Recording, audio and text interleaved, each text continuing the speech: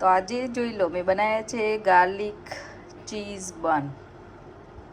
આ રેસીપી કઈ રીતે મેં બનાવી છે એ જોવા માટે તમારે આખો વિડીયો જોવો પડશે, તો તમને આઈડિયા આવશે. અને ડિસ્ક્રિપ્શન બોક્સમાં પણ રેસીપી આપી દઈશ, એટલે તમને જોવા અને માપ સાથે સરસ રીતે તમે બનાવી શકો.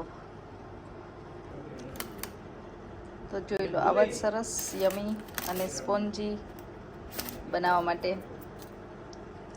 રેસીપી જોઈ લો. હેલો, કેમ છો? તો આજે રોજ તો હું જ કિચનમાં આવું છું, પણ આજ ચા થી આવી ગઈ છે. ચા આજે શું બનાવવાના છીએ આપણે? Garlic dough balls. હા, garlic Dr balls with cheese, right? Yeah. હા, તો ચા તમે પહેલાં પણ એની અમુક રેસીપી રીલ્સ જોઈ હોય તો એને સરસ પ્રેઝલ ને કેક્સ ને એવું બધું એને સરસ બનાવતા આવડતું હોય છે. તો આજે એ આપણને શીખવાડશે કે બ્રેડ કે ડો બોલ કઈ રીતે બનાવવા, ગાર્લિક ડો બોલ. તો ચલો ફટાફટ આપણે બનાવી લઈએ કે આપણે શું શું યુઝ કરીને એ ગાર્લિક ડો બોલ બનાવીએ છીએ, બરાબર? Yeah. ઓકે, તો સૌથી પહેલાં શું કરવાનું? ચાત 160 ml of milk. 160 ml milk લેવાનું. તો હવે શું એડ કરવાનું? 1 tablespoon of yeast, but dry yeast. તો એને આ ડ્રાઈડ ઈસ્ટ આ લઈ લીધી છે. પોસિબલ હોય તો રેસીપી અમે નીચે શેર કરીશું, એટલે તમને બધાને આઈડિયા આવે. હવે એમાં Sugar, because the yeast needs its food. ઈસ્ટને એક્ટિવેટ કરવા માટે શુગર એડ કરવાની છે. હવે શું કરવાનું? Mix it. શુગર એડ કર્યા પછી મિક્સ કરવાનું. ચાત શું કરવાનું next? Add your bread flour. કેટલો નાખવાનો? 2 cup, right?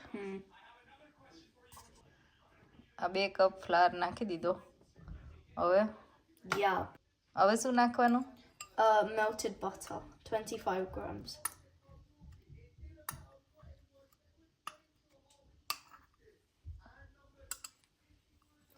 And 1 butter add કર્યું ને હવે salt. સોલ્ટ એડ કરવાનું. અને હવે બધું Mix. મિક્સ કરીને આમ ડો થાય એવું કરવાનું, Yeah, બરાબર? you have to leave it after. Okay.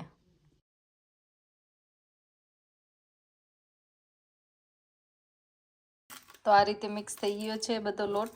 અને હવે શું કરવાનું? Put cling film on it and let it sit for an hour.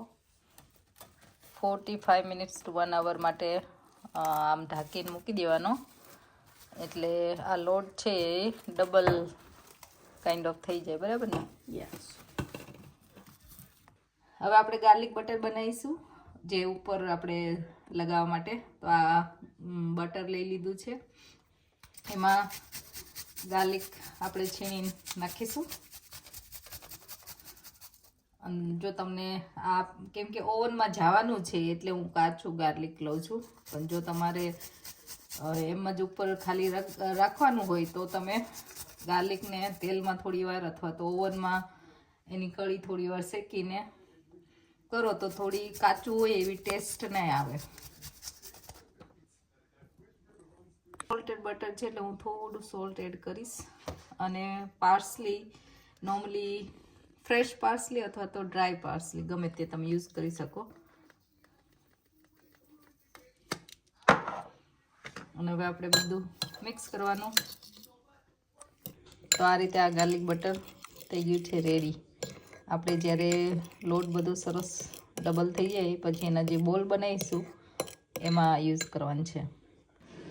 તો હવે આ લોટ આફ્ટર 45 મિનિટ્સ, બરાબર ચાત? હવે શું કરવાનું? તો આ લોટ આફ્ટર 45 મિનિટ થઈ ગયો રેડી. હવે શું કરવાનું ચાત? Make it into balls and add the filling. Okay, ચલો તો ફટાફટ કરી લઈએ. તો આ લોટને હવે આપણે નાના નાના બોલ્સ બનાવીશું, એમાં ચીઝ ફિલિંગ કરીશું. અને મીનવાઇલ પ્રી હીટ ઓવન પણ કરી દઈશું.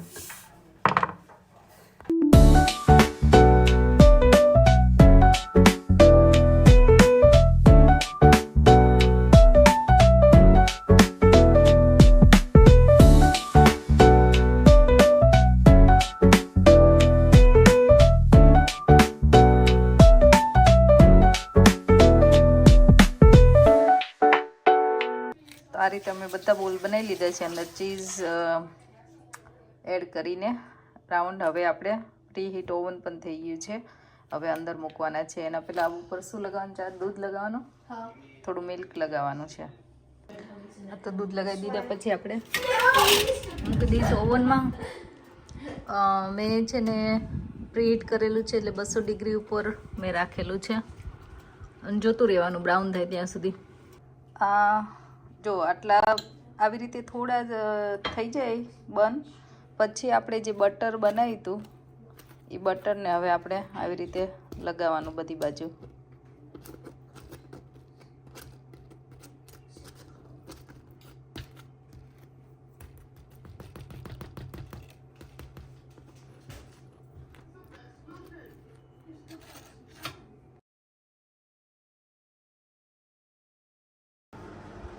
તો અમે બટર લગાવીને 5 મિનિટ અંદર ઓવનમાં રહ્યા હશે, અને ઉપર ચીઝ નાખી દીધી. તો જો ચીઝ મેલ્ટ થઈ ગઈ છે, સરસ બંધ થઈ ગયા છે, રેડી.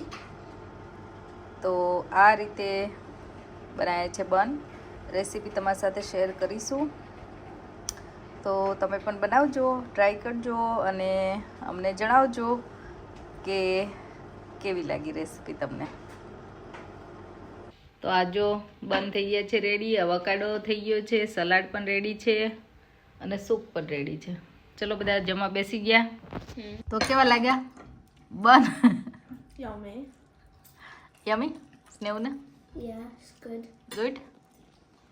તમને ચીઝી ગાર્લિક બ્રેડમાંથી ચીઝ હું ગોતું છું, મને મળી થોડી ઘણી. મળી? ઠંડીમાં મજા આવે ને, સૂપ ને બન ને કેવી મજા આવે. આવાકાડો છે, સલાડ છે.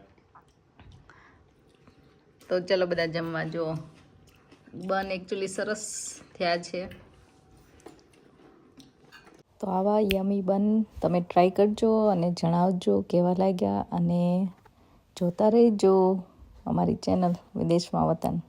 ચલો મળીએ નેક્સ્ટ વિડીયોમાં.